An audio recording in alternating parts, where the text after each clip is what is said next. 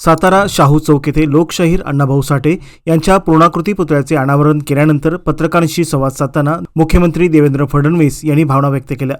गरिबांचा आणि मजुराचा आवाज म्हणून ओळखल्या जाणाऱ्या अण्णाभाऊ साठे यांनी संयुक्त महाराष्ट्राच्या लढ्यात शब्दांची आग ओकून जनतेला स्फुरण दिले।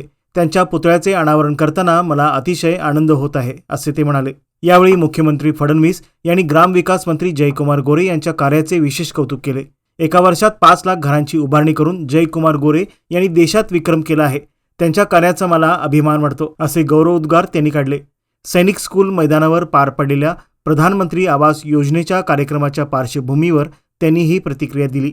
राज्यातील घरकुल उभारणी, लाभार्थ्यांना चाव्यांचे वितरण आणि ग्रामीण विकासाच्या गतिमान कामांचा उल्लेख करत सरकार गरीब आणि वंचित घटकांच्या सक्षमीकरणासाठी कटिबद्ध असल्याचे त्यांनी यावेळी स्पष्ट केले। राज्याची राजधानी असलेल्या साताऱ्यामध्ये लोकशाहीर अण्णाभाऊ साठे यांनी आपल्या साहित्यामुळे एक नाव कमावलं।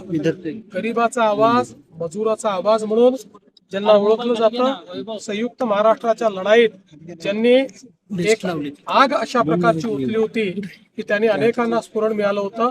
अशा लोकशाहीर अण्णाभाऊ साठेंच्या पुतळ्याचं अनावरण करताना मला अतिशय आनंद आहे। साहेब, 2 मंत्री साताऱ्यात, 5 मंत्री, सगळ्या मंत्र्यांवर तुम्ही विश्वास जो टाकला तो विश्वास खऱ्या अर्थानं सार्थ ठरलेला दिसतोय, कसं बघता याच्याकडे? मला अतिशय आनंद आहे। आमचे सगळे मंत्री अतिशय एफिशियंट आहेत आणि आजचा जो कार्यक्रम आहे, विशेषतः 30 लाख घरांचं जे काम आपण या ठिकाणी करतो, याकरता मी ग्रामविकास मंत्री जयकुमार गोरे यांचं मनापासून अभिनंदन करीन।